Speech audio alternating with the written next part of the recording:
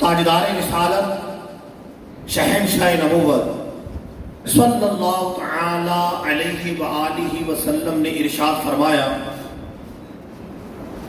لیس من عبد یصلی علی الا بلغنی صوته حیث کان، بندہ جہاں بھی جس جگہ بھی مجھ پر درود پاک پڑھتا ہے تو اس کی آواز مجھ تک پہنچتی ہے۔ صحابہ اکرام علیہ رضوان نے عرض کیا ابعد وفاتی کا یا رسول اللہ صلی اللہ علیہ وسلم کیا دنیا سے پردہ فرمانے کے بعد بھی سنیں گے؟ فرمایا بعد وفاتی، ہاں دنیا سے پردہ فرمانے کے بعد بھی سنوں گا کہ ان اللہ حرم علی الارض ان تاکل اجساد الانبیاء، اللہ نے زمین پر حرام کر دیا کہ انبیاء علیہ السلام کے جسموں کو کھائے۔ فنبی اللہ حی یرزق، اللہ کا نبی زندہ ہے، رزق دیا جاتا ہے۔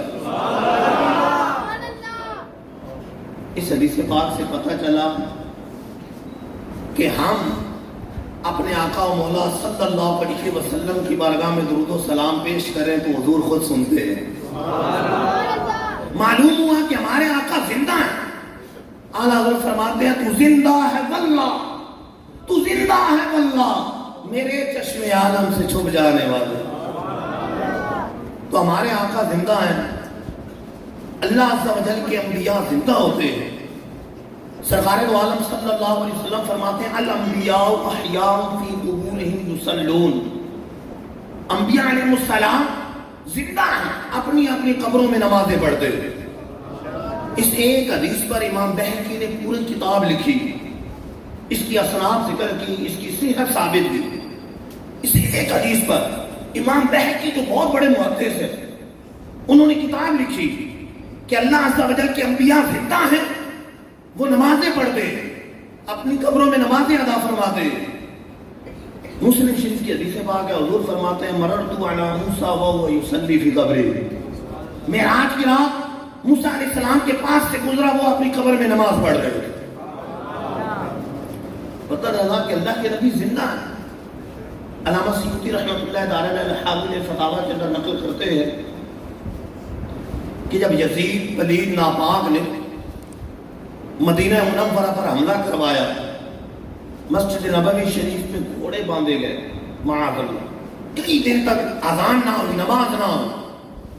سعید بن مسیب رضی اللہ تعالیٰ عنہ جو اجل تابعین میں سے رئیس و تابعین ہیں، وہ دیوانے بن کر مسجد نبوی میں رہے۔ وہ فرماتے ہیں ویسے تو اذان نہ ہوئی، نماز نہ ہوئی، میں دیوانہ بن کر مسجد میں رہا۔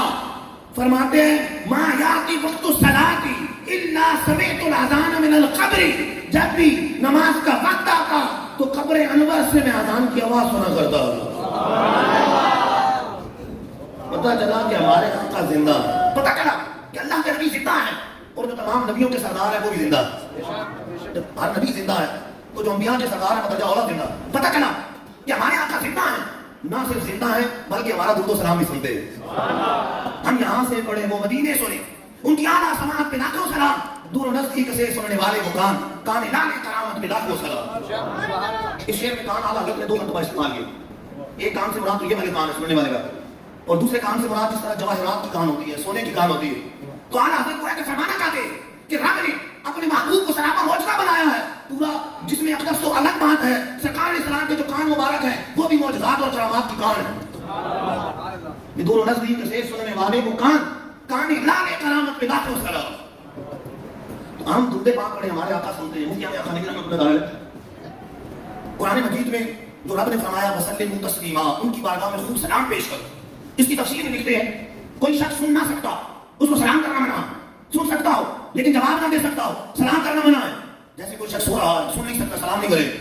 کوئی شخص سن سکتا ہے لیکن جواب نہیں دے سکتا، جیسے کھانا کھا رہا ہے، لقمہ ہے، جواب نہیں دے سکے گا، سلام کرنا منع ہے۔ مفتی صاحب فرماتے ہیں رب نے فرمایا وسلموا تسلیما، ان کی بارگاہ میں خوب سلام دے دو۔ پتہ چلا کہ ہمارے آقا سلام سنتے بھی ہیں، اس کا جواب بھی عطا فرماتے ہیں۔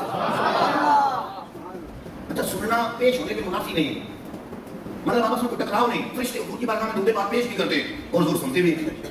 حدیثوں میں آیا فرشتے درود پاک پیش کرتے کہ فلاں نے آپ کی بارگاہ میں درود پاک پیش کیا، پیش بھی کرتے، لیکن یہ پیش کرنا خدمت کے طور پر ہے۔ جیسے مثال کے طور میں یہ مجھے پانی پکڑ کے پلا دے، اس کا یہ مطلب نہیں کہ میں پانی نہیں پی سکتا، ان کی پی سکتا ہوں، پکڑ سکتا ہوں، ایک خدمت سر انجام دے رہے ہیں۔ کوئی شاگرد استاد کو پانی پلائے گا، خدمت سر انجام دے رہا، تو یہ فرشتوں کا درود پاک پیش کرنا یہ بطور خدمت کے ہے، ورنہ فرشتے بھی پیش کرتے ہیں اور ہمارے آقا و مولا خود درود و سلام سنتے ہیں۔ موت کی بات ہے، کتنی سعادت کی بات ہے کہ ہم درود پاک پڑھیں، فجر کی نماز پڑھی، درود پاک پڑھا، تو فرشتے ہمارا نام پیش کریں، حضور محمد ہاشم خان بالکل محمد نے درود و سلام کا تحفہ آپ کی بارگاہ میں پیش کیا، اور اس سے بڑھ کر خوش نصیبی یہ کہ ہماری آواز ہمارے آقا خود سنتے ہیں۔ اسی پہ اگر دن رات درود و سلام کو اپنا وظیفہ بنا لیں تو یہ وجہ ہے کہ ہمارے نام حضور کی بارگاہ میں پیش ہوگا اور ہماری آواز حضور خود سنے گا اور ہمیں جواب عطا فرمائے۔ بلکہ عبداللہ موقع سے دیکھ رحمۃ اللہ علیہ جذب القلوب کے اندر لکھا ہے کہ حضور کی عادت مبارکہ تھی کہ اسلام میں بیعت فرماتے آج کوئی ظاہر مدینہ روزہ انور پر حاضری دینے والا اس سے پہلے کہ سلام عرض کرے حضور پہلے سلام ارشاد فرما دیتے، وہ سلام ہم پر بھیجیں اور ہمیں سلام کریں کا جواب دیں، اس سے بڑھ کر اور کیا چاہیے۔ بلکہ حدیث پاک میں فرمایا کہ جو ایک مرتبہ مجھ پر درود پاک پڑھتا ہے یعنی دعائے رحمت کرتا ہے، اللہ سب وجہ اس پر 10 بار رحمت نازل فرماتا ہے۔ ہم سلام کریں، حضور جواب دیں اور حضور کے لیے درود پاک پیش کریں تو رب تعالیٰ ہم پر 10 بار درود پاک بھیجے، رحمت نازل فرمائے، 10 بار درود پاک بھیجے۔ اس لیے یہ حدیث بیان کر کے حضور نے فرمایا اب تمہاری مرضی کا کام پڑھو یا کرو۔ جیسے کوئی کسی کے ساتھ بارگیننگ کرتا ہے، کہتا ہے کہ یار اس 50 روپے دوں گا، 100 دوں گا، 150 دوں گا، 200 دوں گا، جب بڑی رقم بتا دیں تو کہتا ہے کہ بس اب تمہاری مرضی ہے، مجھے دو یا نہ دو، اتنے پیسے دوں۔ تو درود پاک کے بارے میں یہی فرمایا کہ جو درود پاک کی کثرت کرتا ہے قیامت کے دن میری شفاعت حاصل ہوگی، دشوار گناہ گھاٹیوں سے جلدی نجات پا جانے والا وہ شخص ہوگا جس نے کثرت سے درود پاک پڑھا ہوگا، قیامت کے دن میرا قرب حاصل ہوگا۔